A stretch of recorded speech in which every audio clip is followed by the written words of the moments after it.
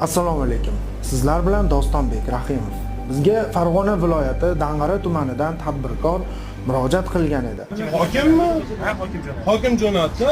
Bitta bo'ynimga statyan qo'yib qamab yuboradi hozir. Dang'ara tumanida qonunlar ishlamayapti. Huquqingiz bormi siz? Hujjat ko'rishga, lekin o'zlarini tanishtirganlari yo'q. Yetarlimi haqida? Arxitekturada ishlaydimi? Oshxonasi yonib ketgan tadbirkor qayta tiklash uchun harakatni boshlagan edi. Biroq ichki ishlar xodimlari, kadastrdan, arxitekturadan xodimlar kelib, ruxsatsiz noqonuniy qurish mumkin emas deb ogohlantirishgan.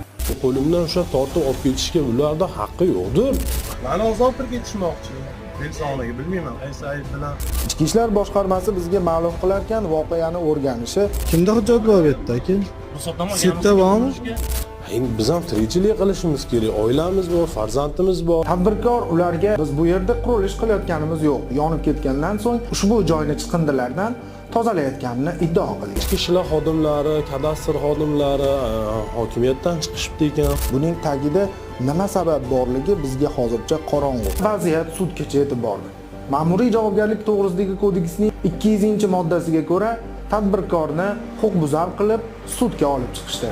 O'sha yonib ketgan oshxonani qayta tiklash maqsadida tozalovlarni qilib turgan vaqtimizda hokimiyat vakillari, ichki ishlar xodimlari hammalari kelib endi qarshilik ko'rsatishyapti. Farg'ona viloyati jinoyat ishlari bo'yicha Dang'ara tuman sudining tergov sudyasiga minnatdorchilik bildiramiz. U ham tadbirkorni qurilish qilding deb ma'muriy javobgarlik to'g'risidagi kodeksning 200-moddasi bilan aybdor qilib yubormadi. Sudya ishni yarashtiruv bilan yakunladi.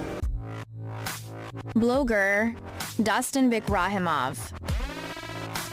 Tadbirkor o'z faoliyatini yana qayta davom ettirish uchun mana shu binoni qayta tiklash uchun harakat qilmoqda. Assalomu alaykum. Men Abdullajonov Abbos. O'tgan safargi videolar bo'yicha mendan juda ko'pchilik so'rashyapti, nima bo'ldi buni yakuni deb. Qo'limdan o'sha tortib olib ketishga ularda haqqi yo'qdir. Mani ozodtirib ketishmoqchi. Belsonaga bilmayman, qaysi ayb bilan. Bizga ayblov qo'yilgandi ma'muriy bo'lib. Uni sudda hal bo'ldi, bizning foydamizga yarashtiruv bo'ldi. U ayblar umuman isbotlanmadi. Bizda o'sha oliy sudga, sud rahbarlariga juda katta rahmat aytamiz. Tepadagi rahbarlardan iltimos qilamizki, mana shu yonib ketgan joyimizni yana qayta tiklash bo'yicha Dang'ara tumani rahbarlari, Farg'ona viloyati rahbarlariga iltimos qilamanki, shu yonib ketgan joyimni qayta tiklash bo'yicha dokumentimga yordam berishlarini so'rayman. Prezidentimiz ham har doim tadbirkorlarga yordam berdi. Tadbirkorlarni qo'llab-quvvatlay turgan paytlarida tadbirkor sifatida mana shu narsalarga yechim topib berishlarini iltimos qilaman. Bu joyda o'sha 90-yilda olingan joy. Prezidentimizdan iltimos qilaman va yordam berishlarini so'rayman.